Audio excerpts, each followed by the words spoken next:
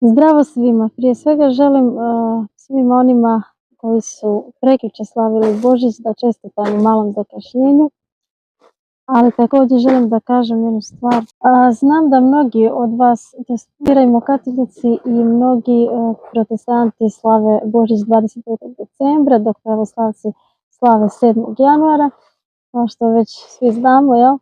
Ali istina je ta da u Bibliji mi nemamo, u Svetom pismu ne piše tačan datum Isusovog rođenja i također ne samo što ne piše tačan datum, nego većina teologa koji su računali, sad ja se ne razumijem toliko u to, ali znam da su mnogi teolozi došli do zaključka da je Isus u stvari rođen negdje na jesen, ili na proljeće ili na jesen, a pogotovo kad bi gledali po hebrejskom kalendaru, sve ukazuje na to da je upravo rođen na jesen ili krajem septembra ili početkom oktobra, negdje oko Roš Hašane. Znači Roš Hašana je jevrejski praznik.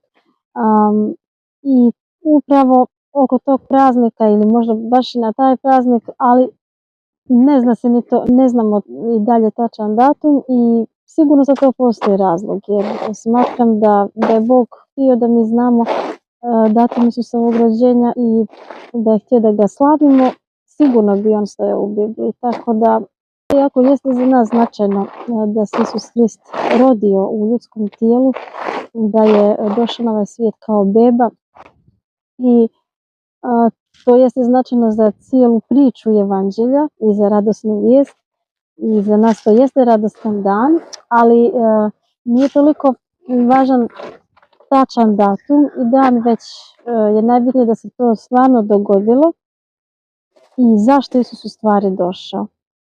Da spasi nas grešnike od vječne propasti i da možemo imati vječni život sa njim. Također za nas nanovorođene vjernike, nanovorođene hrišćane, najvažnije je to da u suštini mi slavimo Isusa Krista svakog dana i nama je Božić svakog dana u stvari. Tako da nama nije potreban poseban povod za to. A naravno možemo ga i mnogi ga proslavljaju i mnogi iz protestantskih denominacija, iz evanđelskih crkvi također proslavljaju ili 25. decembra ili 7. januara, kako je ko naviko, jel? Ali u suštini je, znači, najbitnije da zaista slavimo Boga svakog dana i da se pouzdamo u Isusa Krista, da mu vjerujemo, da se molimo u njegovo ime, da vjerujemo u njegovu žrtvu, šta je učinio za nas i da predamo svoj život njemu.